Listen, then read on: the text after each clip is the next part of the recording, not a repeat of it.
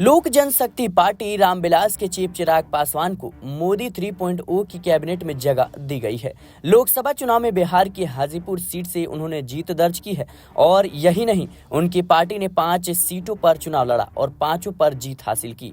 अब उन्हें प्रधानमंत्री नरेंद्र मोदी की नई कैबिनेट में मंत्री बनाया गया है। संपत्ति की बात करें तो लोकसभा चुनाव के दौरान इलेक्शन कमीशन को दिए गए हलफनामे में उन्होंने अपने नेटवर्थ पर बड़ा खुलासा किया था, जो कि करोड़ों में है। बॉलीवुड में एक्टिंग से करियर की शुरुआत करके केंद्रीय मंत्री बने चिराग पासवान के पास 2.68 करोड़ रुपए की चल अचल संपत्ति है। वही देनदारी जीरो है। जी हाँ, उनके नाम पर कोई भी लोन या कर्ज नहीं है। इसके अलावा उनके पास कैश 42,000 रुपए, जबकि बैंक खातों में जमा 77 लाख रुपए के आसपास है। बिहार की हाजीपुर सीट उनके पिता की परंपरागत सीट रही है, जहां से दिवंगत रामविलास पासवान 9 बार सांसद बने थे। अब उनके बेटे चिराग पासवान पिता की सीट से जीतकर मंत्री बने हैं। फिल्मों में एक्टिंग के रास्ते राजनीति में एंट्री लेने वाले चिराग पासवान ने साल 2014 में जमुई बिहार से चुनाव लड़ा था और जीता था। पिता रामविलास पासवान के निधन के बाद इस बार उन्होंने परंपरागत सीट हाजीपुर से ताल ठोकी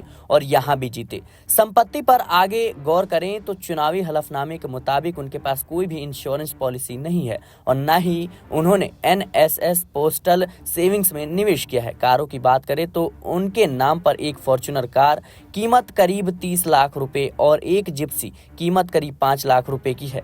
इसके अलावा उनके पास 14 लाख रुपए की गोल्ड ज्वेलरी भी है। चिराग पासवान ने शेयरों में भी मोटा पैसा लगाया है और कई कंपनियों के शेयर उनके पोर्टफोलियो में शामिल हैं। चुनावी हलफनामे में दी गई जानकारी के मुताबिक 6 कंपनियों में उन्होंने लगभग 35.91 लाख रुपए इन्वेस्ट किए हैं। बिहार की 5 सीटों पर जीत दर्ज करके लोकसभा चुनाव में चिराग पासवान ने अपने कद को और अपनी पार्टी को बढ़ाया है और ऐसे में चिराग पासवान का मंत्री बनना लगभग तय था। फिलहाल चिराग पासवान एनडीए का हिस्सा हैं और कल जिस तरीके से उन्होंने मंत्री पद की शपथ ली, अब देखना दिलचस्प होगा कि कौन सा विभाग उनके हाथ में आता है। फिलहाल के लिए इस रिपोर्ट में इतना ही। देश और दुनिया की तमाम खबरों के लिए बने रहें नेक्स्ट पॉलिटिकल बाइट के साथ।